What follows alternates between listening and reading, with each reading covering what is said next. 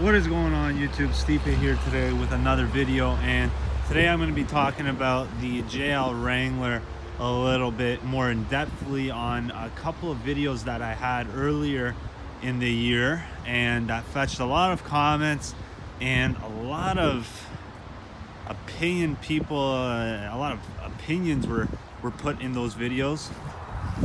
And a lot of people weren't kind of happy with what I was talking about with the JLs and didn't believe what I was saying and this and that.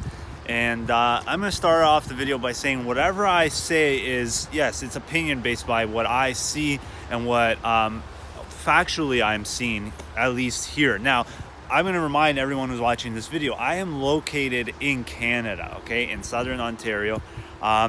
So to all the people in the US, when I talk about pricing and stuff like that, you can't take everything completely literally, because most of the time I'm talking in Canadian price. So when people are like, oh, that's a huge markup, he's lying, you can't get that much off, this and that. Yes, you can, but here in Canada, most of the time though, I'm pretty good, and I do try and give you guys kind of a conversion or just about what you can expect in the US. Usually if I say, like, you know, you can get $8,000 off a car, you can probably get $6,000 off in the US. You know what I mean?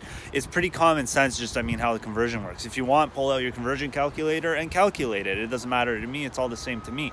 But I will try and help you guys out when it comes to that as much as I can. Now, to all the people who didn't believe what I was talking about with the JL Wranglers, there was two videos that people were kind of commenting on and weren't crazy about. The how much can you negotiate off a JL Wrangler catched a lot of people, and what dealers don't want you to know about the JL Wrangler caught a lot of people too. So between the two, I mean, I'm gonna put the videos at the end, so this way you guys can see the videos and kind of look at them in depthly. And when you watch my video, you have to listen to it from start to finish. And the reason being is because I do explain very in depthly about what I do mean by when I say, you know, how much can you negotiate off of this car, what it means, how you break down the pricing and all of that. So today what I'm going to do for you guys is I'm going to exactly tell you how you can know whether what I'm telling you can actually work or not, and how you can get a JL Wrangler for a steal. Okay, now when I say steal, I'm not going to tell you you're going to get 50% off or 25% off the JL, because you're not. That's unrealistic, unfortunately. As much as I would love to tell you that, I would, but I would buy 20 of them if you could get 25% off of one. But you can't, unfortunately. They are very desirable vehicles. When I said they're not selling as well as dealerships expected them to, they're not here in Southern Ontario. And if you look, I mean, there are a lot of dealers in Southern Ontario that can't keep them on their lot. Now, yes, did we over order on Wranglers? Yeah, we did. But you know what? It's not a bad thing. You can never over order on Wranglers, because they will sell eventually. They're a highly desirable vehicle. So back to what I was talking about. Now, how can you steal one of these Wranglers? So I've talked about kind of the markups and things like that. So a lot of people were like, there's no way you can get $8,000 off a Rubicon JL. Now, if you actually talk, now remember, when I say $8,000 off, I'm talking in Canadian. If you actually talk to one of your dealers, and if you would like to play a game with them that most of the time will work, at least I think in Canada it will work. I know if you came to my dealership, you'd probably get away with it.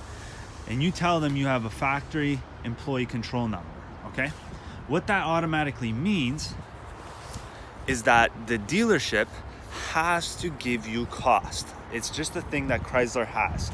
And you say it's a friend who works at the factory or whoever, and that you can get a control number. And the reason why I'm telling you this is because they'll automatically give it to you at cost, okay?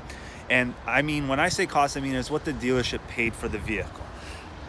It's just a thing that Chrysler set up with the dealers and the factory employees. It's great. I think it's a very smart system. Ford's got a similar system. Everyone's kind of got a similar system as far as taking care of their employees and looking after them. So now, what dealers don't want you to know, if you have one of those, is yes, you get costs, which is great.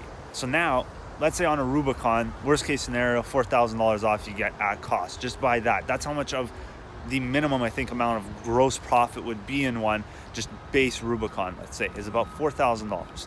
So if something like that happens, you'll see right away if they're giving you that much off right off the bat. And remember, again, in Canadian dollars we're talking here, then that means that you're on the right track right now. Now, what dealers don't want you to know is actually when you give them a factory employee control number, they get a 5% of the invoice price kicked back to them.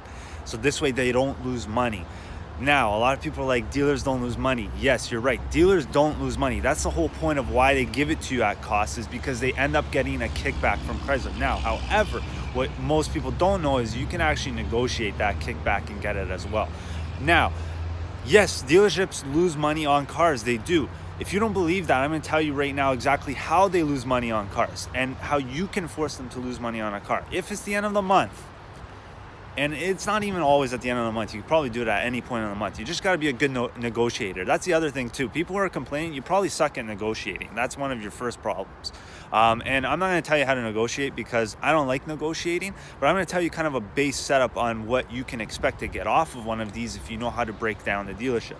So now you come at the end of the month, or you come in during a week where they got to hit a target by a certain point or something like that.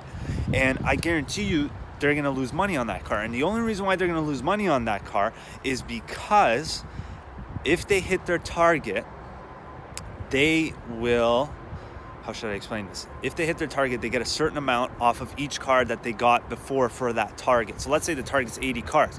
And if they hit 80 cars, they get an additional $1,000 per car. That's $80,000 per car by the end of the month, right?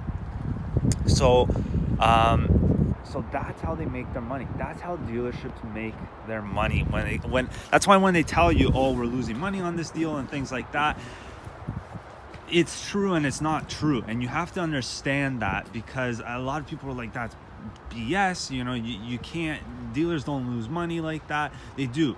I've seen dealerships take $3,000-$4,000 losses. Now that's very rare, but it happens. And again, that's the desperation of the dealership, because the dealership knows that if they started to lose money on a couple of deals throughout the month, let's say out of the 80 cars or the 100 cars, you know, you lost money on, let's say 25 of them, it was useless to lose that money on those 25 cars if you don't hit your target. Then you end up losing. And people will probably tell me, well, dealerships won't take a risk like that. They will, because the risk is so great to take. And usually a dealer will hit it. Especially, you know what, most dealers have, you know, a good relationship with, obviously, their manufacturer, and they'll work something out with their manufacturer even if they don't hit it. So they will figure it out with the manufacturer, and they probably won't end up losing money, or they'll break even, or they'll make money. And most of the time it's the third option. They make money. No matter what, yes, a dealership will end up making money. However, it doesn't mean that you're getting scammed out of a deal. If a dealer tells you they're losing money on a car, they probably are. And you have to understand that. Now, I'm not saying all dealerships are honest dealers. There are dealers out there that aren't. But normally our dealer, when we tell you we're losing money on a vehicle, we are. It's just, you know, it's hard to explain to them why we are. And I'm trying to kind of explain that in a video. So back to what I was saying on a JL Rubicon. Let's say the profit for one is $4,000, and that's worst case scenario. Usually it's about $5,000, okay? $5,000, or let's say $4,000 you got. Plus that you can negotiate that 5% kickback from Chrysler, okay? So let's say 5% of that cost on a Rubicon will probably be, let's say, $2,000. It's going to be more probably, but let's just say $2,000 for worst case scenario numbers. Now you're a $6,000 discount. Now, if you know how to negotiate with the dealer and you catch them at the right time of the month, you get another $2,000, because they'll take a $2,000 loss on you to try and hit their target. That's an $8,000 discount like that.